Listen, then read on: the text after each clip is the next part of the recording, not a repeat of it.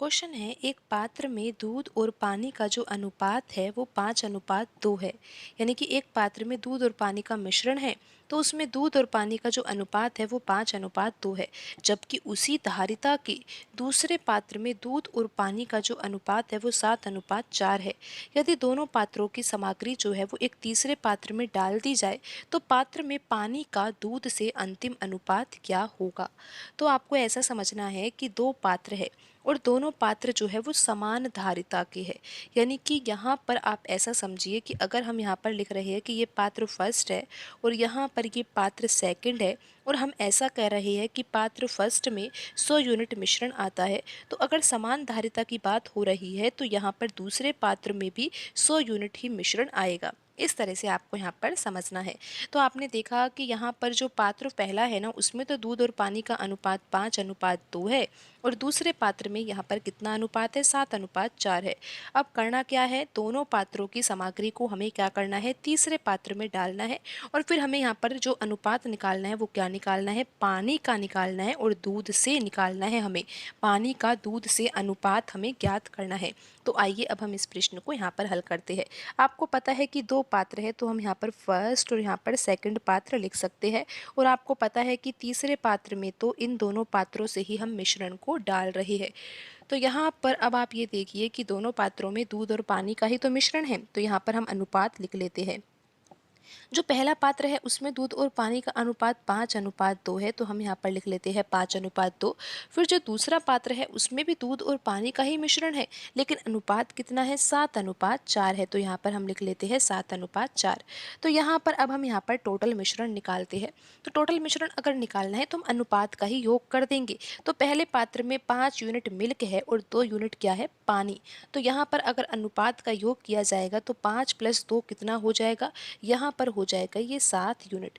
यानी कि जो पहला पात्र है उसमें मिश्रण कितना है 7 यूनिट है और 7 यूनिट में से 5 यूनिट मिल्क है और 2 यूनिट क्या है पानी है। अब आप यहाँ पर ये देखिए कि जो दूसरा पात्र है उसमें मिल्क कितना है 7 यूनिट है और पानी कितना है 4 यूनिट है। अगर अनुपात का योग किया जाता है यानी कि 7 + 4 किया जाता है तो यहाँ पर आ जाएगा 11 यूनिट। यानी कि दूसरे पात्र में 11 यूनिट मिश्रण है जिसमें से 7 यूनिट तो मिल्क है और 4 यूनिट पानी है। लेकिन प्रश्न में तो ऐसा कहा गया है कि जो दोनों पात्र है उनकी धारिता तो समान है, यानी कि जो उसमें मिश्रण आता है वो समान मात्रा में आता है। लेकिन आपने अनुपात से देखा कि पहले पात्र में तो 7 यूनिट मिश्रण है लेकिन दूसरे पात्र में 11 यूनिट मिश्रण है। तो हमें क्या करना होगा, ये समान धारिता के लेने हैं तो हमें यहाँ पर इन मिश्रण की जो मात्रा है यानी कि जो दोनों पात्रों में मिश्रण है ना, मिश्रण की मात्रा को हमें बराबर करना होगा। और बराबर करना बहुत ही आसान होता है। हमें क्या करना चाहिए, 7 में तो हमें 11 का गुणा कर देना चाहिए जिससे कि ये 77 हो जाएगा और 11 में अगर हम 7 का गुणा कर देंगे तो ये भी 77 हो जाएगा। तो यहाँ पर आप ऐसा समझ सकते हो कि अब दोनों पात्रों में कितना मिश्रण है, 77 यूनिट मिश्रण है। तो यहाँ पर अगर आपने देखा कि जो पहले पात्र में जो मिश्रण था वो 7 यूनिट था लेकिन हमने क्या किया उसको 77 बना दिया, तो हमने 11 का गुणा किया है। तो आपको यहाँ पर जो ये अनुपात है इसमें भी 11 का ही गुणा करना होगा। और अगर आपने दूसरे पात्र में जो 11 यूनिट मिश्रण था उसको 77 बनाने के लिए 7 का गुणा किया है यहाँ पर, तो यहाँ पर आपको भी 7 का गुणा करना होगा। तो अब ये नया अनुपात क्या आ जाएगा, तो यहाँ पर हम लिख सकते हैं मिल्क और यहाँ पर हम लिखेंगे वाटर और यहाँ पर है ये फर्स्ट पात्र और ये है सेकंड पात्र। तो यहाँ पर अब आप ये देखिए कि अगर हम 5 में 11 का गुणा करते हैं, आप ध्यान से समझिए कि अगर हम यहाँ पर पहले पात्र के लिए यहाँ पर आप देखिए 5 में 11 का गुणा किया जाएगा तो यहाँ पर आ जाएगा 55। फिर यहाँ पर पानी का अनुपात कितना हो जाएगा, 2 का गुणा 11 से हो रहा है तो ये आ जाएगा 22। तो पहले पात्र में दूध और पानी का जो अनुपात है नया अनुपात वो कितना हो जाएगा, 55:22 हो जाएगा। और ये मिश्रण कितना हो जाएगा, 55 में 22 जोड़ा जाएगा तो ये 77 ही आ जाएगा। तो यहाँ पर हम लिख सकते हैं 77। फिर दूसरे पात्र में आप यहाँ पर देखिए कि जो मिल्क है वो कितना हो जाएगा, 7 का गुणा 7 से होगा तो ये तो आ जाएगा 49। फिर यहाँ पर अनुपात और 4 का गुणा 7 से होगा तो यहाँ पर आ जाएगा 28 और अगर आप 49 में 28 जोड़ते हो तो यहाँ पर भी 77 ही आएगा। तो यहाँ पर अब हम ये देखते हैं कि जो तीसरे पात्र में पहले पात्र और दूसरे पात्र से मिश्रण डाला जा रहा है तो फिर तीसरे पात्र में मिल्क कितना होगा और वाटर कितना होगा। तो अनुपात का हम योग कर लेते हैं यहाँ पर। तो यहाँ पर आप देखिए कि किस तरह से हमें आंसर निकालना होगा। तो यहाँ पर आप देखिए, पहले पात्र में जो मिल्क है वो 55 यूनिट है और दूसरे पात्र में 49 यूनिट है। तो हमें यहाँ पर अनुपात का योग तो करना ही होगा। तो यहाँ पर 5 और 9 कितना हो जाएगा, 14 हो जाएगा। और यहाँ पर ये कितना आ जाएगा, 10। तो यहाँ पर जो ये दूध का अनुपात है वो 104 आ गया है। उसी प्रकार यहाँ पर पानी का अनुपात भी हमें निकालना होगा कि तीसरे पात्र में पानी कितना होगा। जितना पहले पात्र में होगा दूसरे पात्र में होगा, दोनों पात्रों में जो पानी है वो मात्रा जुड़ जाएगी। और यहाँ पर जो अनुपात आएगा वो क्या आएगा, हमें 22 में यहाँ पर 28 जोड़ना होगा। तो यहाँ पर कितना आएगा, ये तो आपको पता है कि यहाँ पर आ जाएगा 50। और यहाँ पर अगर आप 77 और 77 को जोड़ोगे तो कितना आ जाएगा, ये 154 आ जाएगा। और आप यहाँ से भी देख सकते हो कि 104 और 50 को जोड़ने पर 154 आ जाएगा। यानी कि जो तीसरे पात्र में हमने पहले पात्र और दूसरे पात्र से मिश्रण डाला है ना, तो उस मिश्रण की मात्रा 154 यूनिट है, लेकिन उसमें जो मिल्क है वो 104 यूनिट है और पानी जो है वो 50 यूनिट है। तो हमने यहाँ पर ये समझा कि जो मिल्क और वाटर का जो अनुपात आया है वो कितना आ गया है, 104 अनुपात 50 आ गया है। लेकिन हमें ज्ञात क्या करना है, आप उसको तो ध्यान में दीजिए। पात्र में पानी का दूध से अनुपात, यानी कि हमें क्या करना है, पानी की मात्रा ऊपर लिखनी है और दूध की मात्रा हमें नीचे लिखनी है। इस तरह से अनुपात हमें निकालना है। हमें यही तो ध्यान देना था। कई बार हम गलती कर देते हैं और हम यहाँ पर ध्यान ही नहीं देते हैं कि प्रश्न में कैसा पूछा गया। प्रश्न में पूछा गया है कि पानी का निकालना है लेकिन दूध से। तो यहाँ पर बट्टे में जो हमें लिखना होगा ना, वो जिसके साथ से लिखा हुआ है ना वो लिखना होगा, यानी कि मिल्क की मात्रा को हमें बट्टे में लिखना होगा। और यहाँ पर आप देखिए आप अनुपात में कि यहाँ पर जो वाटर की मात्रा है वो तो 50 यूनिट है, तो यहाँ पर हम 50 लिखेंगे और बट्टे में हम मिल्क की मात्रा 104 लिखेंगे। तो इस तरह से हमें यहाँ पर हल करना है।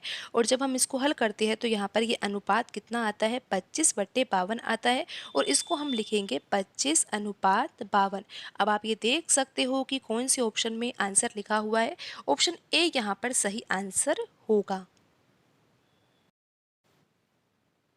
क्वेश्चन है, ऑफिस से घर जाते समय कार में कुछ खराबी आ गई, इसीलिए उसे घर पहुंचने में सामान्य समय से 11.11% अधिक समय लगा। इस मामले में कार की गति जो है वो सामान्य गति का कितना प्रतिशत है। इस तरह से प्रश्न में पूछा गया है। तो यहाँ पर अब आप ये देखिए कि जो समय है ना उसमें परिवर्तन आ रहा है, क्योंकि पहले समय जो लगता था उसके बारे में नहीं है जानकारी, लेकिन इतना ज़रूर जानकारी हमें मिल रही है कि जो अब समय लग रहा है वो सामान्य समय से 11.11% अधिक समय लग रहा है। यानी कि जो समय है वो ज़्यादा लग रहा है। और समय ज़्यादा इसलिए ही लग रहा है क्योंकि जो गाड़ी है ना उसमें खराबी हो गई है। गाड़ी में खराबी हो गई है तो गाड़ी की जो स्पीड है ना वो धीरे हो गई है। और आपको ये पता होना चाहिए कि जब स्पीड धीरे होगी तो समय ज़्यादा लगेगा अगर हम उसी स्थान पर ही जा रहे हैं। यानी कि दूरी तो वही है, हमें पहुंचना तो कहाँ है, ऑफिस से हमें घर ही जाना है। लेकिन स्थिति ये हुई है कि कार में खराबी हो गई है जिसके कारण समय ज़्यादा लगा है। अब समय तो ज़्यादा लग ही गया है, लेकिन हमें ज्ञात ये करना है कि इस मामले में जो कार की गति है, यानी कि जो कार की स्पीड है वो सामान्य गति का कितना प्रतिशत है। तो यहाँ पर अब हम प्रश्न को कैसे हल करेंगे, तो यहाँ पर हम सबसे पहले तो समय का अनुपात निकालेंगे। लेकिन कौन सी दो स्थिति के लिए, एक तो सामान्य स्थिति में, यानी कि जब सामान्य चाल से ही अगर घर से ऑफिस से घर जाया जाता तो कितना समय लगता, लेकिन सामान्य चाल से चला ही नहीं गया है तो चाल में तो कमी हुई है और इस कारण समय जो है वो ज़्यादा लगा है। तो यहाँ पर उस समय को हम वर्तमान समय से दर्शाएंगे, यानी कि जब समय ज़्यादा लगा है तो ज़्यादा लगने पर कितना समय लगा है ज़्यादा, उसको हम दिखाएंगे कि वर्तमान समय कितना है। तो यहाँ पर अब आप ये देखिए कि जो समय में परिवर्तन हुआ है वो 11.11% से हुआ है। तो 11.11% यहाँ पर दिया हुआ है, लेकिन अगर इसका भिन्न रूप लिखेंगे ना तो वो होगा 1/9 के बराबर। अगर आप 1/9 को हल भी करते हो ना तो 11.11% ही आएगा। तो अब आपको आगे कैसे हल करना है, तो यहाँ पर देखिए कि बट्टे में लिखा हुआ है 9, तो इसको तो मान रहे हैं हम सामान्य समय, यानी कि जब सामान्य चाल से ही चला जाता, कार में कोई खराबी नहीं होती, तो ऑफिस से घर अगर जाते हम तो कितना समय लगता, 9 यूनिट समय लगता। लेकिन अब क्या हुआ, कार में खराबी हो गई और समय ज़्यादा लग रहा है। और कितना ज़्यादा लग रहा है, 11.11% समय ज़्यादा लग रहा है। तो 9 यूनिट हमने मान लिया कि सामान्य समय है, तो 9 का 11.11% किसके बराबर होता है, 1 के बराबर होता है। यानी कि 1 यूनिट समय जो है वो ज़्यादा लग रहा है। पहले अगर 9 यूनिट समय लगता था, लेकिन कार में खराबी होने के कारण 11.11% समय ज़्यादा लग रहा है, तो इसका सीधा-सा अर्थ आपको यही लेना है कि 1 यूनिट समय की वृद्धि हो गई है। तो यहाँ पर 9 यूनिट समय लगता था, लेकिन अब वर्तमान समय कितना लग रहा है? 10 यूनिट का समय लग रहा है। तो सामान्य समय और वर्तमान समय के बीच में जो अनुपात आया है, वो कितना आया है? 9:10 आया है। तो यहाँ पर अब हम चाल का अनुपात तो आसानी से निकाल सकते हैं, क्योंकि आपको ये पता होना चाहिए कि जब यहाँ पर दूरी समान है, यानी कि अगर व्यक्ति सामान्य चाल से ही, यानी कि जो कार है वो सामान्य चाल से ही घर से ऑफिस से घर जाती, तो भी तो वही दूरी तय करनी थी ना। लेकिन अगर कार में खराबी आ भी गई है, तो भी तो वही दूरी ही तय करनी है, यानी कि ऑफिस से घर ही जाना है। तो दूरी यहाँ पर प्रश्न में समान ही है। तो यहाँ पर अगर दूरी समान है ना, तो चाल का अनुपात तो हम आसानी से निकाल सकते हैं। जब समय का अनुपात यहाँ पर 9:10 दिया हुआ है, तो चाल का अनुपात निकालना बहुत आसान है। समय के अनुपात को उल्टा कर दिया जाएगा, यानी कि ये 9:10 लिखा हुआ है, तो चाल का अनुपात हो जाएगा 10:9। तो अब आप यहाँ पर ये देख सकती हो कि पहले अगर, यानी कि जो सामान्य स्पीड है वो तो 10 यूनिट होती थी, लेकिन कार में खराबी आने के कारण जो अब वर्तमान चाल है, जिस चाल से चलने पर 11.11% समय अधिक लग रहा है, वो चाल कितनी है? 9 यूनिट है। तो चाल में तो कमी हुई है, इसीलिए ही तो समय में वृद्धि हुई है। लेकिन अब हमें तो ये ज्ञात करना है कि आंसर जो है हमें प्रतिशत में देना है, कि इस मामले में कार की जो गति है ना, वो सामान्य गति का कितना परसेंटेज है। तो यहाँ पर जो कार की गति है वो कितनी है? 9 यूनिट हो गई है। लेकिन हमें ज्ञात करना है कि ये सामान्य गति का कितना प्रतिशत है। तो बट्टे में तो हमें सामान्य गति लिखनी होगी, और मल्टीप्लाई हम यहाँ पर 100 से करेंगे, क्योंकि आंसर हमें प्रतिशत में निकालना है। तो 10 से यहाँ पर 100 कट जाएगा 10 बार, और 9 का गुणा 10 से होगा, तो आंसर आ जाएगा 90%। यानी कि जो यहाँ पर वर्तमान चाल है वो सामान्य चाल का कितना परसेंटेज है? 90% है। और ऑप्शन सी यहाँ पर सही आंसर होगा। क्वेश्चन है, एक दुकानदार किसी वस्तु को 3,750 रुपये में बेचता है। यदि वह इस वस्तु को 24% कम में बेचता है, तब भी उसे 14% का लाभ होता है। वस्तु का वास्तविक क्रय मूल्य ज्ञात कीजिए। तो यहाँ पर प्रश्न में ऐसा दिया हुआ है कि एक दुकानदार जो है ना, वो किसी वस्तु को 3,750 रुपये में बेचता है, लेकिन उस स्थिति में कितना लाभ होता है ये हमें प्रश्न में नहीं बताया गया है। लेकिन ऐसा ज़रूर कहा गया है कि अगर 3,750 जो ये मूल्य दिया हुआ है, इस मूल्य से अगर 24% कम मूल्य पर भी बेचा जाएगा ना, तो वहाँ पर उस स्थिति में 14% का लाभ होगा। और प्रश्न में हमें ये ज्ञात करना है कि उस वस्तु का क्रय मूल्य क्या है। तो आपको इतना समझ में आ गया है कि जो 3,750 रुपये यहाँ पर दिया हुआ है, ये विक्रय मूल्य तो है, लेकिन यहाँ पर हमें ये नहीं पता कि इस विक्रय मूल्य पर अगर हम यहाँ पर वस्तु को बेचेंगे तो कितना प्रतिशत का लाभ होगा। लेकिन ये ज़रूर दिया हुआ है कि अगर 3,750 से 24% कम मूल्य पर वस्तु को बेचा जाएगा ना, तो उस स्थिति में 14% का लाभ होगा। तो हम यहाँ पर ये पता लगा लेते हैं कि 3,750 रुपये में से अगर हम 24% कम करते हैं, तो यहाँ पर कितना मूल्य आएगा, जिस मूल्य पर वस्तु को बेचने पर 14% का लाभ हुआ है। तो 3,750 में से अगर हमें 24% कम करना है, तो सबसे पहले तो हमें ये पता होना चाहिए ना कि 3,750 का 24% किसके बराबर होता है। तब हम, अगर हमें पता चल जाएगा ये किसके बराबर होता है, तो हम कम तो कर ही देंगे, 3,750 में से वह वैल्यू घटा देंगे। तो यहाँ पर अब हम हल करते हैं।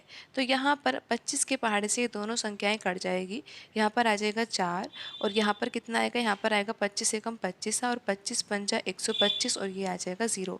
तो यहाँ पर 4 के पहाड़े से 24 काटा जा सकता है, यहाँ पर आ जाएगा 6। तो 150 का गुणा 6 से किया जाएगा तो कितना आएगा? 900 आएगा। यानी कि अगर 3,750 में से हमें 24% कम करने हैं, तो हमने सबसे पहले तो 3,750 का 24% निकाला, जो कि किसके बराबर आया? 900 के बराबर आया। तो अब हमें क्या करना है? 3,750 में से 900 रुपये कम कर देने हैं।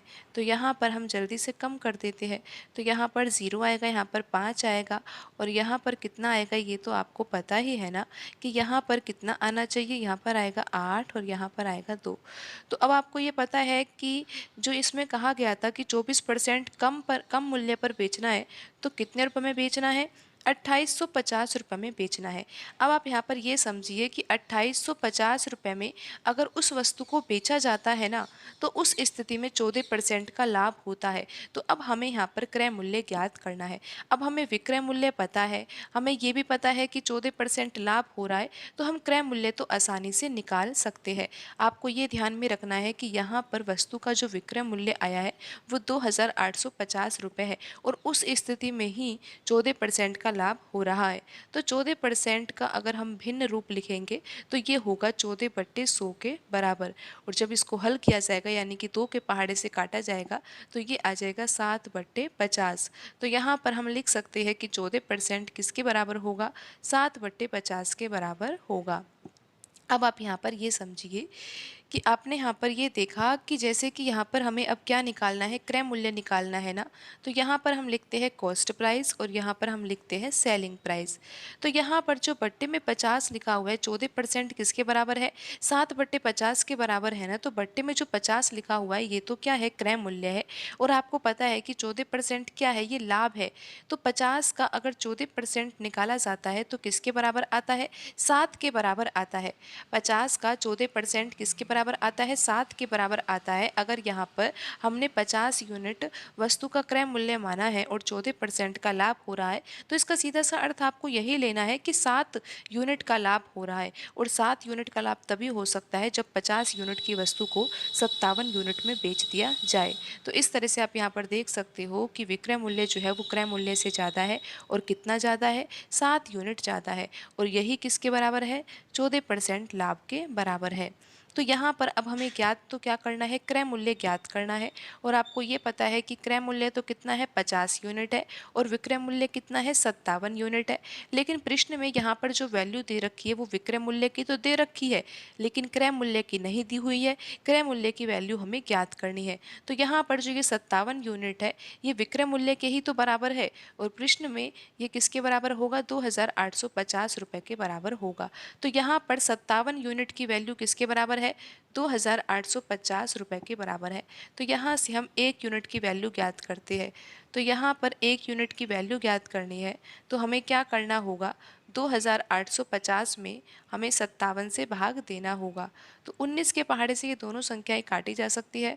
तो 19 के पहाड़े से काटेंगे तो ये तो 150 बार कटेगा, और 19 या 57, और 3 के पहाड़े से 150 भी कट जाएगा और ये कटेगा 50 बार। तो यहाँ से अगर आप 2850 में 57 से भाग दोगे तो ये कितनी बार जाएगा, ये आपको पता है कि 50 बार जाएगा। तो अब हमें तो क्या करना है, क्रय मूल्य ज्ञात करना है, और क्रय मूल्य किसके बराबर है, 50 यूनिट के बराबर है। जब 1 यूनिट की वैल्यू यहाँ पर 50 रुपये आ ही गई है तो 50 यूनिट की वैल्यू ज्ञात करनी है, तो 50 में 50 का ही गुणा किया जाएगा, और यहाँ पर आंसर आ जाएगा 2500 रुपये। प्रश्न में पूछा गया था कि वस्तु का क्रय मूल्य क्या होगा, तो वस्तु का क्रय मूल्य है 2500 रुपये। ऑप्शन बी यहाँ पर सही आंसर होगा। क्वेश्चन है, यदि पास होने के लिए 35% अंकों की आवश्यकता होती है, एक विद्यार्थी को 200 अंक मिले परंतु वह 24 अंकों से फेल हो गया है, अधिकतम अंक क्या है। तो आपको पता होना चाहिए कि किसी भी परीक्षा का जो अधिकतम अंक होता है वो तो 100% होता है। अब 100% में से अगर किसी बच्चे के 35% नंबर आ जाए तो वह बच्चा उस परीक्षा में पास हो जाएगा। लेकिन एक विद्यार्थी की कंडीशन ये दी हुई है कि एक विद्यार्थी ने 200 अंक प्राप्त कर लिए हैं, लेकिन फिर भी वह 24 अंकों से फेल हो गया है। विद्यार्थी ने 200 अंक तो प्राप्त कर लिए, अगर वह 24 अंक और प्राप्त कर लेता ना, और उसके अगर 224 नंबर आए होते तो वह बच्चा पास हो जाता। तो यहाँ पर जो ये 224 है ये तो अंक है, और यहीं आप देख सकते हो कि अंकों का जो प्रतिशत है, यानी कि पास होने के लिए कितने प्रतिशत अंक चाहिए, 35% अंक चाहिए, और पास होने के लिए अंक कितने चाहिए, 224 चाहिए। तो यहाँ पर हम लिख सकते हैं कि 35% किसके बराबर है, 224 के बराबर होगा, क्योंकि 35 जो लिखा हुआ है ये तो प्रतिशत में है, पास होने का प्रतिशत है ये, और ये 224 जो है ये अंक दिए हुए हैं, पास होने के लिए कितने अंक चाहिए। तो 35% 224 के बराबर होगा और यहाँ से हम 1% की वैल्यू निकाल सकते हैं। तो 224 बट्टे हमें 35 लिखना होगा। 7 के पहाड़े से ये दोनों संख्याएं कट जाएगी तो आ जाएगा ये 7 या 21 और यहाँ पर आ जाएगा ये 32 और ये 7 पंच 35। तो 1% की वैल्यू किसके बराबर आ गई है? 32/5 के बराबर आ गई है। तो आपको ये समझ में आ गया है कि 35% जो है वो किसके बराबर था? 224 के बराबर था और 1% की वैल्यू जो आई है वो 32/5 आई है। अब प्रश्न में ज्ञात क्या करना है कि अधिकतम अंक क्या है। तो आपको पता है कि जो कोई भी परीक्षा है उसमें अधिकतम अंक कितने ला सकते हैं? 100% अंक उसमें आ सकते हैं। तो हमें यही वैल्यू ज्ञात करनी है कि 100% जो है वो उस परीक्षा के अधिकतम अंक क्या है, यानी कि जो ये 100% है ये कितने अंकों के बराबर होगा। तो यहाँ पर 100% की वैल्यू हमें निकालनी है तो हमें 32/5 में 100 से गुणा करना होगा। तो आइए अब हम इसको हल करते हैं। तो 5 के पहाड़े से 100 कटेगा 20 बार और 32 का गुणा अगर 20 से होगा तो यहाँ पर आ जाएगा 640 अंक, यानी कि उस परीक्षा का जो अधिकतम अंक है वो क्या है? 640 है। यानी कि उस परीक्षा में 640 नंबर ला सकते हैं, अधिकतम अंक 640 ला सकते हैं। तो ऑप्शन डी यहाँ पर सही आंसर होगा। क्वेश्चन है, राम और श्याम क्रमशः 45 दिनों और 40 दिनों में काम पूरा कर सकते हैं। उन्होंने एक साथ काम शुरू किया, लेकिन फिर क्या होता है? कुछ दिनों के बाद राम ने काम छोड़ दिया है। राम और श्याम ने साथ में काम शुरू किया था, लेकिन राम ने काम छोड़ दिया है और श्याम ने 23 दिनों में शेष काम को पूरा कर लिया। राम ने कितने दिनों के बाद काम छोड़ा है? तो यहाँ पर प्रश्न में दिया हुआ है कि दो व्यक्ति है, एक राम है और दूसरा श्याम है। तो राम अगर किसी कार्य को करता है तो 45 दिन में पूरा कार्य हो जाता है और श्याम अगर किसी कार्य को करता है तो उसी कार्य को ही पूरा करने में 40 दिन का समय लेता है।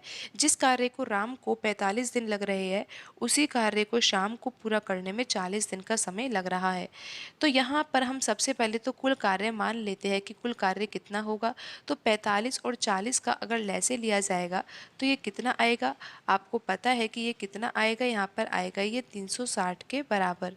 तो यहाँ पर अब हम ये पता लगाते हैं कि राम और श्याम की दक्षता कितनी है, क्योंकि दक्षता से हमें ये पता लग जाता है, जैसे कि हम राम की दक्षता निकालेंगे तो उससे हमें ये पता लग जाएगा कि राम जो है वो एक दिन में कितना कार्य कर सकता है। तो आइए अब हम यही पता लगाते हैं कि राम एक दिन में कितना कार्य कर सकता है, क्योंकि वही तो उसकी दक्षता होगी। तो आपको पता है कि 360 यूनिट तो कुल कार्य है और इस कुल कार्य को करने में राम को 45 दिन का समय लगता है। तो राम एक दिन में कितना कार्य करता होगा? तो 360 यूनिट कुल कार्य है और 45 दिन का समय लग रहा है, तो 45 से भाग देंगे तो यहाँ पर ये कितनी बार कटेगा? ये तो आपको पता है कि यहाँ पर आएगा 8। तो यहाँ पर जो राम की दक्षता आएगी वो कितनी आएगी? राम की दक्षता आएगी 8 यूनिट प्रतिदिन, यानी कि जो राम है ना वो एक दिन में 8 यूनिट कार्य कर लेता है।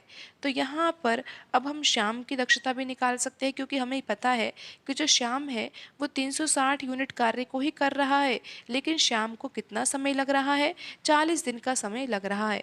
तो यहाँ पर आप समझिए कि 360 यूनिट कुल कार्य है और 40 से अगर हम भाग देते हैं तो यहाँ पर आ जाएगा 9। तो यहाँ पर 9 यूनिट क्या प्रदर्शित कर रहा है? 9 यूनिट यहाँ पर ये प्रदर्शित कर रहा है कि जो श्याम है ना वो एक दिन में 9 यूनिट कार्य कर सकता है। तो यहाँ पर राम की जो दक्षता है वो 8 यूनिट कार्य करने की है और जो श्याम की दक्षता है वो 9 यूनिट कार्य करने की है।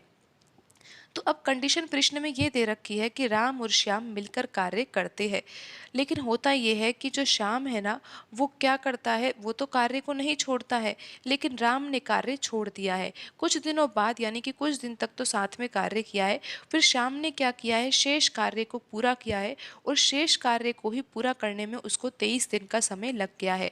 तो श्याम तो जो कार्य करता है एक दिन में कितना कार्य कर सकता है? 9 यूनिट कार्य कर सकता है। अब शेष कार्य को श्याम ने किया है और 23 दिन में किया है। जब एक दिन में वह 9 यूनिट कार्य कर सकता है तो फिर 23 दिन में उसने कितना कार्य किया होगा? तो यहाँ पर आ जाएगा 207 यूनिट। आप ऐसा समझिए कि 360 यूनिट में से जो कार्य शेष बच गया था, यानी कि कुछ कार्य तो राम और श्याम ने साथ में कर ही लिया। इसके बारे में अभी हमें कोई जानकारी नहीं है। हम यहाँ पर पहले ये पता लगा रहे हैं कि जो शेष कार्य बचा था वो किसने किया है, श्याम ने किया है।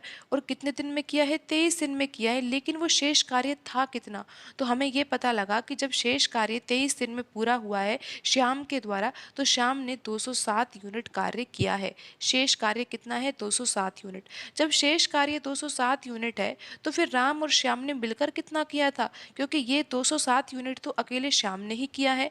तो यहाँ पर आप देखिए कि 360 यूनिट तो कुल कार्य है और इसमें से 207 यूनिट कार्य जो है ना वो श्याम ने अकेले ही किया है। तो मिलकर कितना कार्य किया होगा, तो 360 में से हम 207 घटाएंगे तो यहाँ पर आ जाएगा 153 यूनिट। तो अब आप ऐसा समझिए कि 360 यूनिट में से 153 यूनिट कार्य तो राम और श्याम ने मिलकर किया था, और फिर कार्य बच गया था 207 यूनिट, जिसको श्याम ने किया और अकेला किया है और 23 दिनों में पूरा किया है। तो अब हमें तो ये पता लगाना है कि ये जो 153 यूनिट कार्य है ये राम और श्याम ने किया है मिलकर, लेकिन करा कितने दिनों में है, क्योंकि उससे हमें ये पता लगेगा कि राम ने कार्य कितने दिन तक किया है, और ये भी पता लग जाएगा कि राम ने कितने दिनों के बाद काम छोड़ दिया है। तो अब 153 यूनिट कार्य ही तो करना था राम और श्याम को मिलकर। अब राम और श्याम जब मिलकर कार्य करेंगे तो एक दिन में कितना कर लेंगे, राम तो 8 यूनिट कार्य कर लेगा और श्याम 9 यूनिट कार्य कर लेगा। तो कुल मिलाकर ये 17 यूनिट कार्य एक दिन में कर सकते हैं। तो 153 में हम 17 से भाग देंगे तो ये आ जाएगा 9 दिन। तो यहाँ पर आप ये समझिए कि राम और श्याम ने मिलकर 9 दिन तक कार्य किया और 153 यूनिट कार्य हो गया था। फिर क्या हुआ, राम कार्य को छोड़कर चला गया। तो राम ने कार्य कितने दिन बाद छोड़ा था, 9 दिन बाद कार्य छोड़ा था। फिर क्या हुआ, 9 दिन बाद राम जब कार्य को छोड़कर चला गया तो फिर श्याम ने शेष कार्य को पूरा किया, और शेष कार्य कितना था, 207 यूनिट था। तो अब आपको प्रश्न में आंसर जो देना है वो ये देना है कि राम ने कितने दिनों के बाद काम छोड़ा। तो राम ने 9 दिनों के बाद काम छोड़ा, क्योंकि राम और श्याम ने मिलकर 9 दिन तक ही कार्य किया था। तो उसके बाद जो राम था वो कार्य को छोड़कर चला गया। तो 9 दिन बाद काम जब शुरू किया गया ना, काम शुरू तो राम और श्याम ने मिलकर किया था ना, राम और श्याम मिलकर कार्य कर रहे थे, लेकिन 153 यूनिट कार्य होते ही जो राम था वो कार्य को छोड़कर चला गया। तो राम ने 9 दिन बाद जो है ना काम छोड़ दिया। ऑप्शन ए यहाँ पर सही आंसर होगा।